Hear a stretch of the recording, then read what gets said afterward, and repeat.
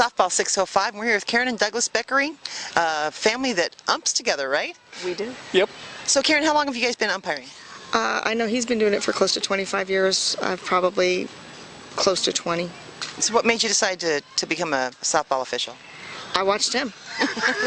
I literally would go with him and watch him, and we'd get in the car when we were done, and it's okay, why did you do it this way, and why did you do that? And he said, why don't you come on out? And we went from there. We went from there.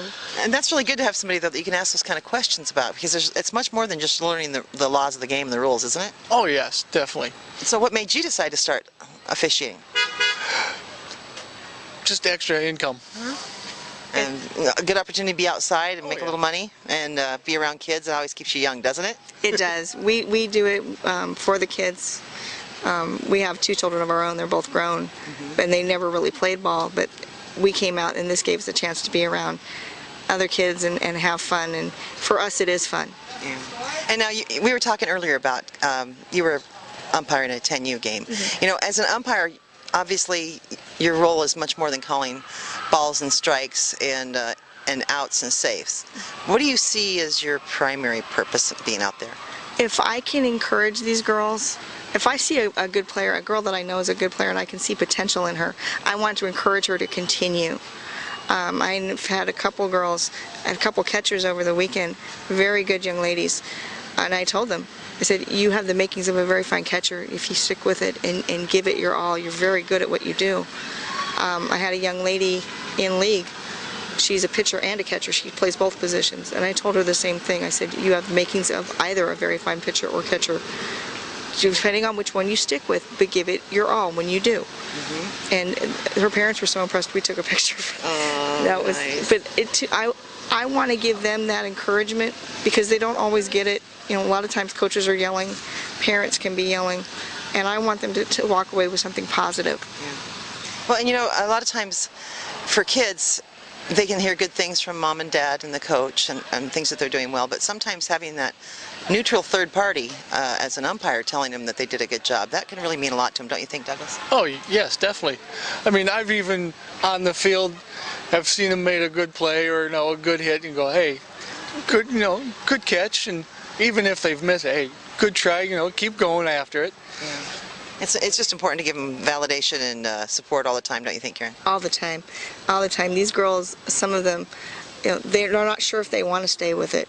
And if somebody who's, like you said, a neutral third party comes up and says, hey, you're doing a good job, keep going, that might be the push that they need to keep going. Sometimes they just need somebody to encourage them to just give it another shot, even though you're not quite sure yet. You're doing some things right. Correct, that's right. And you want them to know that they're doing something right. I've seen girls close to tears, and I pulled her aside and I said, honey, it's all right. It's all right. You're going to be okay. Just go back out there and give it everything you've got. And she did. This was a girl who hadn't hit, and she nailed one. It just, come on, I know you can do this. Yeah, we all perform better when people give us positive encouragement, don't we, Douglas? Oh yes, definitely. Well, obviously you guys have been umping for quite a while now, and you love the kids. What's one of your favorite memories of calling a game? Caught me off guard here. Well, we'll see if Karin has one. Yeah. I had a girl a couple weeks ago in a tournament. First time she came up to bat, she just froze. They're not used to seeing pitches that fast. They're obviously a young team, and they came around again. Yeah, okay, they lost the game, I'll admit that, but they scored runs, and the fact that they scored runs was just very heartwarming for them. And I said, now see, you can do it. You can score the runs. You don't have, and they would swing the bat. They started swinging the bat. They started making contact with the ball.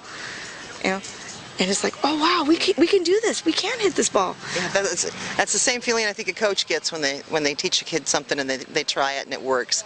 Knowing that you're encouraging them and seeing them grow like that is really fun, isn't it? It is fun because you see, I've seen, like in league, I saw the improvement from start to finish. It's like, I'm looking at girls I'd seen in week 1, and I'm looking at them here at the end. I'm going, I see improvement. I see improvement across the board. So Douglas, what do you think we need to do? You've been umpiring for quite a while. What do you think we need to do to get more young people involved umping? And because there's never enough umpires, are there? No, there's never enough umpires, but need to get the word out more somehow. Not sure how, but just somehow that we need more qualified people to umpire. Yeah. Well, we need to help encourage people to understand they can give back to the game. It's a great way to give back to the game, and as you mentioned, to make some money while you're doing it, right? Oh yes, definitely.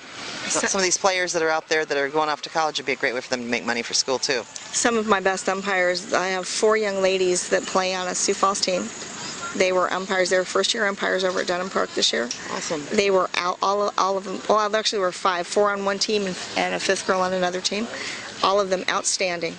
Yep, and they're in the middle of the game, making money to pay for their softball habit, right? Right, but it's not just that. But because they're players, they bring a different aspect to being behind the plate. They understand, and they have a better grasp, and a more instantaneous grasp as to what's going on with the game.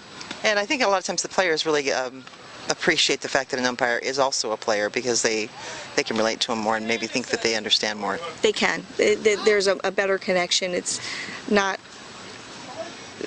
standoffish, so to speak. Yeah. There's a better connection because they're a player. They understand what that person's going through with that player. All right. Well, thanks so much for taking time with us at Softball 605, Karin and Douglas. Sounds like you had a fun weekend and looking forward to seeing you out here again soon. Now, do you do slow pitch as well? No. No? Okay. Well, we'll look for you at the next Fast Pitch tournament. Thanks so much. Take care.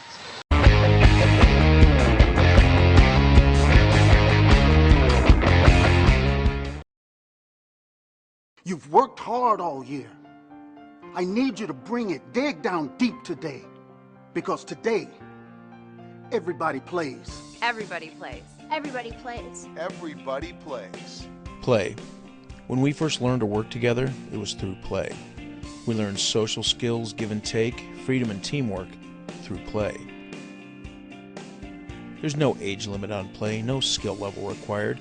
Play It Again Sports knows play.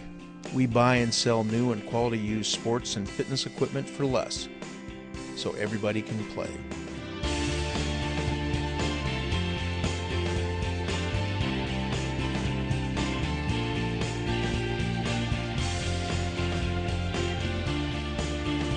Come on, let's play. You bet I play. Now it's time to play. Play It Again Sports. Play It Again Sports. Play It Again Sports. The official sponsor of All those that play.